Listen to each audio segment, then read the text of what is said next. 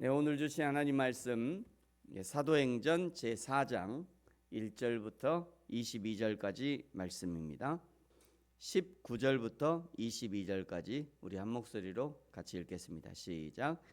베드로와 요한이 대답하여 이르되 하나님 앞에서 너희의 말을 듣는 것이 하나님의 말씀을 듣는 것보다 옳은가 판단하라. 우리는 보고 들은 것을 말하지 아니할 수 없다 하니 관리들이 백성들 때문에 그들을 어떻게 처벌할지 방법을 찾지 못하고 다시 위협하여 놓아주었으니 이는 모든 사람이 그 된 일을 보고 하나님께 영광을 돌림이라. 이 표적으로 병 나은 사람은 40여세나 되었더라. 아멘. 계속해서 성령 강림 후 첫 교회 예루살렘 교회에서 일어났던 첫 번째 이적에 대한 이야기가 이어지고 있습니다. 1절을 보시면요, 사도들이 말할 때, 즉 나면서부터 걷지 못했던 사람에게 예수의 이름으로 영육의 치료가 일어나자 사람들이 솔로몬 행각에 모였고 그 모인 사람들에게 베드로가 하나님의 아들 예수 그리스도 생명의 주를 너희가 죽였다. 그러므로 너희가 회개하고 돌이켜라. 이렇게 복음을 전할 때 이런 의미입니다. 사도들이 복음을 전하고 있을 때 거기 제사장들과 성전 맡은 자와 사두개인들이 와서 2절에 보시면 예수 안에 죽은 자의 부활이 있다고 백성을 가르치고 전함을 싫어합니다. 사두개인들은 모세의 오경만 정경으로 인정하고 내세나 천사나 특히 몸의 부활을 철저히 부정하는 합리주의적 현세적인 집단이었습니다. 현세적 세계관을 가지고 있으니 죽음 이후의 내세에 대해서 당연히 거부하는 것이죠. 극히 현실적이고 계산적인 사람들이 신앙을 갖기 어려운 이유입니다. 그렇다고 현실을 거부하는 것이 아닙니다. 현실에 굳건히 발을 붙이고 있어야 하지만 끊임없이 하나님의 나라 영원한 세계를 추구하는 것이 신앙이죠. 사도들이 예수가 부활하셨다라고 전하는 것은 단순한 전도가 아니라 사두개인들의 신학적 기반을 뿌리째 흔드는 도전이었습니다. 만약 예수의 부활이 사실이라면 그들의 이 사두개인들의 가르침이 거짓이 되기 때문이죠. 결국 당시의 기득권이었던 대제사장 사두개인들에 의해 제자들이 잡히게 되고요, 이튿날까지 갇히게 됩니다. 날이 밝자 종교 재판이 시작됩니다. 7절에 보시면요, 너희가 무슨 권세와 누구의 이름으로 이 일을 행하느냐.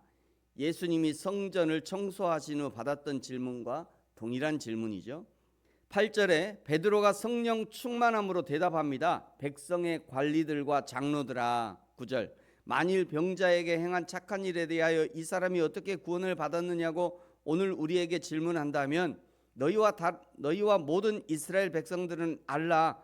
너희가 십자가에 못 박고 하나님이 죽은 자 가운데서 살리신 나사렛 예수 그리스도의 이름으로 이 사람이 건강하게 되어 너희 앞에 섰느니라.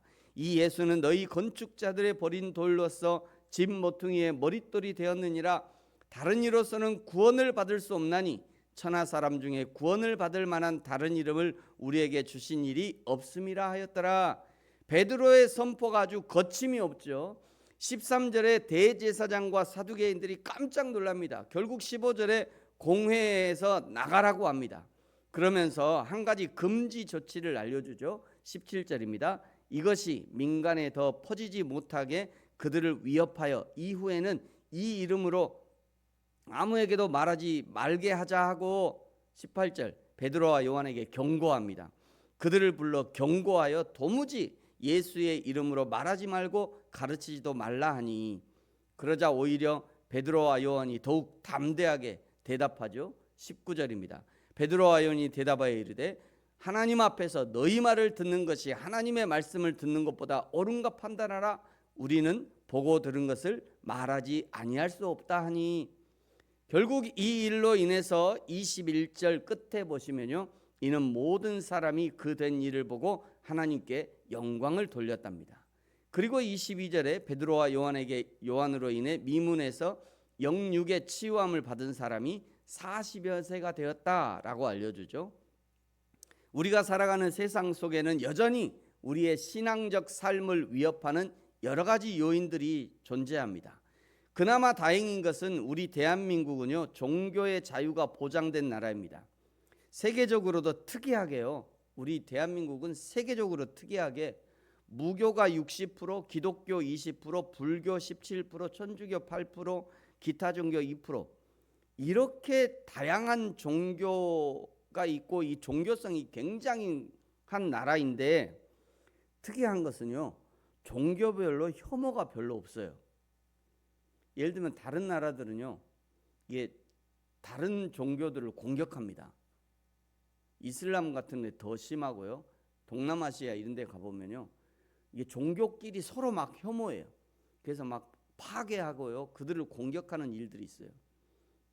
근데 세계적으로도 신기하게 우리 대한민국은 종교적으로 혐오가 별로 없어요. 그러냐고 다들 인정해 줍니다. 잘 믿으시라고. 우리는 예수 믿는데 절에 가시냐고, 그러시냐고, 가시라고. 별로 혐오하지 않아요. 그리고 종교가 다른 사람끼리도 잘 지냅니다. 우리나라는 참 특이한 나라예요. 그럼에도 불구하고 말이죠, 그럼에도 불구하고 기독교가 혼자 태극기 부대니 윤 어게인이니 외치면서 스스로 혐오스러운 집단으로 들어가고 있어요. 기독교가 스스로 핍박받을 짓을 하고 있는 것이죠. 이런 상황 가운데 그동안 신앙을 잘 유지하던 사람들마저도 어디 가서 나 기독교인이라고 말하기도 부끄러운 상황이 되어버렸어요. 그럼에도 불구하고 오늘 베드로와 요한의 담대함을 본받아야 합니다. 세상의 권세보다 크신 하나님을 신뢰할 때 말할 바를 성령께서 주시는 것이죠. 뿐만 아니라 12절의 말씀처럼 다른 이로서는 구원을 받을 수 없나니 천하 사람 중에 구원을 받을 만한 다른 이름을 우리에게 주신 일이 없음이라고 명백한 선언은 현대인들에게 환영받지 못합니다. 그러나 진리는 타협의 대상이 아니죠. 예수만이 유일한 생명의 길임을 확신하는 신앙이 요구되는 것입니다. 또 한 가지, 사도들은요, 자신들이 체험한 부활을 말하지 않을 수 없다라고 선포합니다. 우리에게도 하나님이 행하신 은혜의 사건들이 매일매일 얼마나 많은지 모릅니다. 내 삶에 감사한 사건들을 셀 수 없을 정도로 많을 것이에요. 그 감사를 환경과 형편에 상관없이 입술을 열어서 증거해야 합니다. 굳이 사람들을 붙들고 말하지 않아도 됩니다. 나 자신에게 감사를 고백하십시오. 가족들에게 감사를 고백하십시오. 하늘을 향해서 감사를 고백하십시오. 그리고 그 모습을 보고 뭐 하냐고 묻는 사람들이 있거든. 그때 하나님께 감사한다고 고백해 보십시오. 그것이 진리를 만난 자, 보고 들은 것을 말하지 않을 수 없는 피조물의 마땅한 행동이 되는 것입니다. 사랑하는 성도 여러분, 오늘 하루 마음껏 감사하고 찬양하고 여호와 하나님을 증거하고 우리의 유일한 구원자가 되시는 예수 그리스도를 마음껏 증거하는 저와 여러분이 되어지기를 예수님의 이름으로 축복합니다. 아멘. 기도하겠습니다. 하나님 아버지, 감사합니다. 베드로와 요한의 고백, 하나님 앞에서 너희의 말을 듣는 것이 하나님의 말씀을 듣는 것보다 옳은가 판단하라.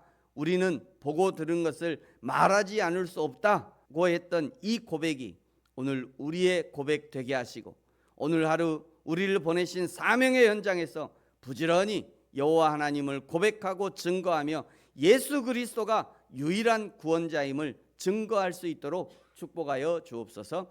감사합니다. 예수님의 이름으로 기도합니다. 아멘. 하늘에 계신 우리 아버지, 아버지의 이름을 거룩하게 하시며 아버지의 나라가 오게 하시며 아버지의 뜻이 하늘에서와 같이 땅에서도 이루어지게 하소서. 오늘 우리에게 일용할 양식을 주시고 우리가 우리에게 잘못한 사람을 용서하여 준 것 같이 우리 죄를 용서하여 주시고 우리를 시험에 빠지지 않게 하시고 악에서 구하소서. 나라와 권능과 영광이 영원히 아버지의 것입니다. 아멘.